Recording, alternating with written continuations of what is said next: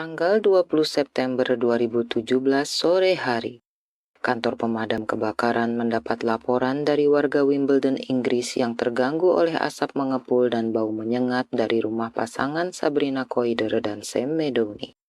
Petugas pemadam kebakaran, Thomas Hunt dan Joseph Wood, dikirim untuk mengatasi masalah tersebut. Mereka mengetuk rumah Sabrina dan Sam, kemudian menanyakan masalah asap dan bau yang mengganggu tetangganya. Sam mengatakan bahwa ia sedang memanggang domba. Sesuai prosedur, Thomas meminta izin untuk memeriksa sumber asap. Sam membawa Thomas dan Joseph ke area barbeque di halaman belakang rumah. Ada beberapa potong ayam di atas panggangan yang dipenuhi asap mengepul. Tampaknya keluarga ini sedang menikmati sore mereka dan bersiap untuk makan malam. Thomas kemudian memadamkan api dan memeriksa area barbeque. Saat ia mengorek bara api dengan sekop, Thomas melihat 2 batang kayu yang menghitam serta pakaian dan perhiasan. Saat memperhatikan batang kayu tersebut, Thomas menyadari bahwa itu adalah bagian tubuh manusia. Ia kemudian memperhatikan lebih seksama dan melihat jari serta hidung manusia dalam tumpukan itu. Thomas terdiam selama 20 detik karena terkejut. Rekan Thomas, Joseph Wood, berkata perlahan, "Itu terlihat seperti tubuh manusia, kan? Aku melihat hidung, jaringan otot, dan tulang tangan dengan 5 jari. Baunya juga seperti tubuh manusia yang terbakar." Thomas menoleh pada Sam dan bertanya, "Mengapa kamu memanggang tubuh manusia?" Kemudian Thomas terus-menerus menanyakan tubuh siapa yang terbakar itu. Begitu parahnya jasad itu terbakar, hingga tak mungkin mengenali usia, gender, atau apa yang terjadi pada jasad tersebut tanpa diteliti oleh ahli forensik. Sam terus berkeras bahwa itu adalah domba. Sam terlihat sangat tenang, tetapi setelah terus-menerus dicecar pertanyaan yang sama oleh Thomas, ia duduk dan terlihat lemas. Tampaknya Sam menyadari bahwa tidak ada lagi yang bisa ia tutupi. Pemeriksaan otopsi pada jasad tersebut tidak dapat menentukan penyebab utama kematiannya, karena kerusakan yang terjadi sudah sangat parah. Tetapi terdapat tanda-tanda penyiksaan yang luar biasa sebelum korban tewas. Dalam keadaan hidup, korban mengalami patah tulang dada, patah 4 tulang rusuk, dan patah tulang rahangnya. 2 minggu kemudian, pada tanggal 3 Oktober 2017, hasil identifikasi DNA menunjukkan bahwa jasad tersebut adalah Sophie Lyonet. Sophie Lyonet baru saja merayakan ulang tahunnya yang ke-20 pada tahun 2016. Saat itu ia bertemu dengan adik Sabrina Koider dan ditawari untuk menjadi au pair di rumah kakaknya di London. Sophie yang berasal dari desa kecil di negara Prancis sangat senang mendapat kesempatan tinggal di negara Inggris. Ia ingin meningkatkan kemampuannya berbahasa Inggris, sekaligus memiliki pengalaman tinggal di luar negeri. Keluarga Sabrina dan Sam yang juga berasal dari Prancis membuat Sophie yakin bahwa ia tidak akan kesulitan untuk beradaptasi di negara yang baru. Au pair adalah asisten yang tinggal dengan keluarga angkat di negara asing. Au pair menerima sejumlah uang setiap bulannya untuk melakukan pekerjaan-pekerjaan ringan seperti memasak, menjemput anak-anak pulang sekolah, dan menemani mereka bermain. Status au pair adalah bagian dari keluarga, bukan pembantu. Ibu Sophie sangat menentang ide ini. Ia tidak ingin anak gadisnya yang lugu, pendiam, dan sangat pemalu pergi jauh ke luar negeri. Tetapi ayah Sophie mendukung keinginan putrinya. Ayahnya berpikir, ini adalah kesempatan bagus untuk Sophie agar kepribadiannya bisa berkembang menjadi lebih baik. Dengan dukungan ayahnya, Sophie berangkat ke Inggris menuju rumah Sabrina Koider. Sabrina Koider adalah seorang perancang busana dan ibu dari 2 anak. Ia memiliki rumah yang mewah, sering melakukan perjalanan keliling Eropa, dan berbaur dengan orang-orang kaya yang terkenal di acara-acara mode internasional.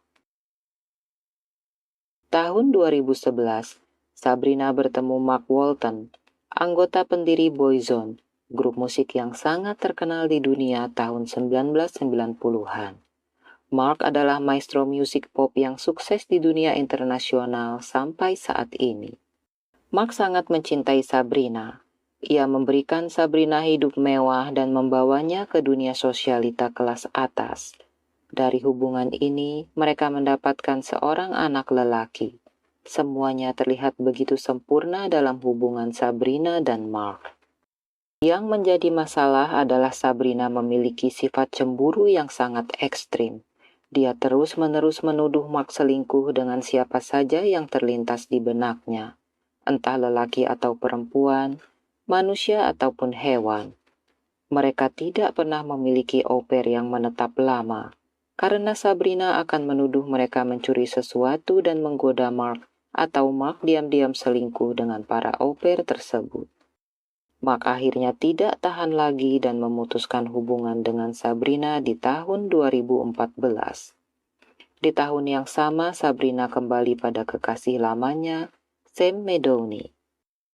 Tahun 2016 saat Sophie pergi ke Inggris sebagai au pair, Sabrina hidup bersama Sam dan 2 anaknya.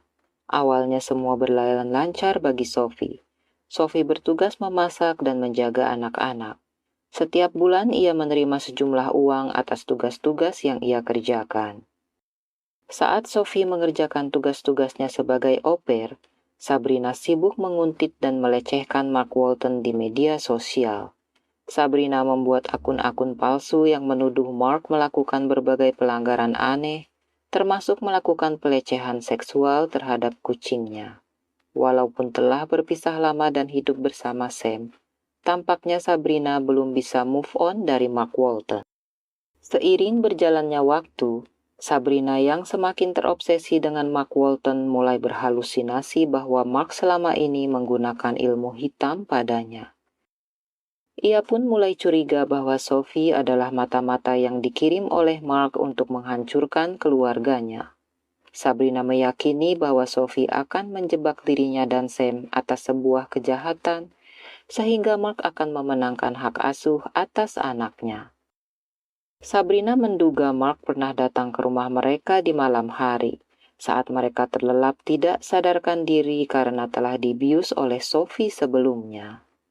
Kemudian Sophie melakukan pelecehan seksual terhadap seluruh anggota keluarga karena Sophie adalah seorang pedofil. Sabrina juga menuduh Sophie telah menyimpan sperma Sam untuk dijadikan bukti jebakan bahwa Sam telah memperkosa Sophie. Keyakinan ini sama sekali tidak masuk akal, tetapi Sabrina berhasil meyakinkan Sam bahwa itu adalah kenyataan. Sam dan Sabrina percaya Sophie disewa oleh Mark dengan imbalan menjadi aktris di Hollywood. Penganiayaan Sabrina dan Sam terhadap Sophie pun dimulai. Mereka tidak memberinya makanan yang cukup dan memperlakukannya seperti budak. Mereka berhenti membayarkan uang bulanannya, menahan paspornya, dan Sophie dilarang berkomunikasi dengan dunia luar. Sophie dipaksa tidur di kamar yang kecil dan gelap di rumah mewah kediaman Sabrina dan Sam. Seiring waktu, delusi Sabrina berkembang dan perlakuannya terhadap Sophie menjadi kasar. Sabrina mengatakan pada Sophie bahwa dia tidak akan pernah kembali ke Prancis kecuali dia mengaku bekerja untuk Mark. Pasangan itu juga mengancam akan menangkap dan memenjarakannya. Sophie yang tidak berpengalaman, lugu, dan sangat pemalu ini menjadi sasaran empuk pelecehan dan eksploitasi oleh pasangan Sabrina dan Sam. Yakin bahwa fantasinya benar, Sabrina mulai melakukan interogasi yang kejam selama 12 hari berturut-turut sejak tanggal 8 September 2017. Kata-kata kasar yang diterima Sophie meningkat menjadi kekerasan fisik dengan tujuan memaksa Sophie mengakui berbagai kejahatan yang tidak pernah ia lakukan. Sabrina merekam dan memvideokan beberapa penyiksaan ini di HP-nya. Ia berperan sebagai pihak yang keras dalam interogasi, sementara Sam berperan sebagai pihak yang lembut. Mereka berencana untuk menyerahkan rekaman ini kepada polisi sebagai bukti dari kejahatan Sophie. Dalam rekaman video, terlihat Sabrina dan Sam menampar, mencekik, dan memukuli Sophie. Sabrina juga menggunakan kabel listrik dan berbagai benda di rumahnya untuk menyiksa Sophie. Dalam rekaman itu, terlihat Sophie sangat jarang berbicara. Pada satu rekaman, terdengar suara Sophie yang sangat lemah saat ia berusaha menenangkan Sam dan Sabrina bahwa semua tuduhan itu tidak benar. Ia terlihat sangat ketakutan dan kesakitan. Penyangkalan Sophie membuat Sam dan Sabrina semakin beringas. Mereka menginterogasinya tanpa henti. Dalam video tanggal 18 September 2017, terlihat Sophie yang diam dengan mata tertunduk, tampak ketakutan, pucat, dan sangat-sangat kurus. Terdengar suara Sabrina membentak, "Kamu mengejek saya ya? Kamu mau mempermainkan saya?" Sophie yang ketakutan menjawab, "Tidak, tolong hentikan. Saya tidak bermaksud seperti itu." Kemudian suara Sam terdengar. "Aku pikir kamu orang yang baik, Sophie. Ternyata kamu jahat sekali. Kamu adalah seorang monster." Selama periode itu, Sabrina terus menginterogasi Sophie sambil berteriak dan menuduhnya berbohong. Sabrina menuduh Sophie mencuri liontin berlian dan telah tidur dengan mantannya, Mark Walton. Sabrina berteriak, "Buka mulutmu, di mana rumahnya? Oh, kamu tidak mau mengatakannya. Jadi kamu mau masuk penjara? Bersiaplah untuk dikurung selama 40 tahun. Terserah kamu saja. Lihat aku, Sophie. Jika kau memberitahuku, aku akan melindungimu dan aku akan memakan Mark hidup-hidup di depanmu." Dalam kesakitan, kelaparan, dan ketakutan yang sudah tidak tertahankan lagi, akhirnya Sophie memberikan pengakuan palsu bahwa ia telah melakukan segala hal yang dituduhkan padanya. Sophie meminta maaf atas segala kesalahan yang sebenarnya tidak dilakukannya, dengan harapan Sabrina akan menepati janji dan membebaskannya. Sophie ingin pulang ke Prancis. Tetapi pengakuan ini justru membuat Sabrina dan Sam meningkatkan penyiksaan terhadap Sophie. Tanggal 19 September 2017 malam hari, Sam memaksa Sophie untuk berendam di bak mandi dan kembali menginterogasinya. Sam berulang kali menenggelamkan kepala Sophie ke dalam bak mandi dan meninju wajahnya. Saat Sam mengangkat kepala Sophie yang kelelahan dan sukar bernafas, Sophie berusaha mundur, tetapi kepalanya membentur keramik dan ia pingsan di dalam bak mandi. Sam meninggalkan Sophie dan pergi tidur.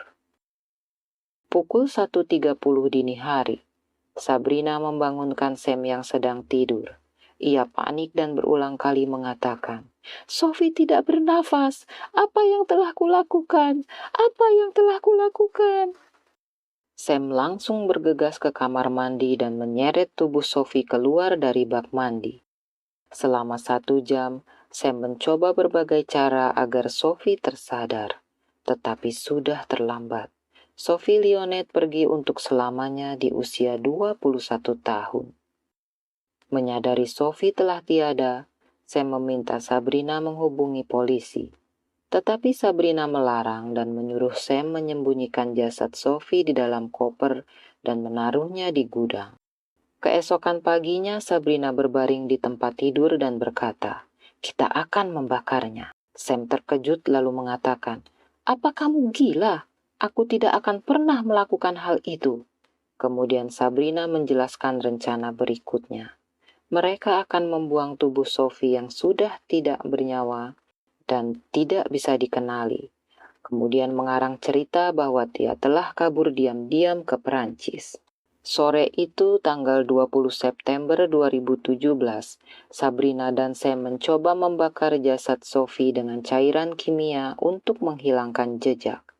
Mereka menaruh potongan ayam di atas tubuh Sophie yang terbakar hangus untuk menutupi kejadian yang sebenarnya.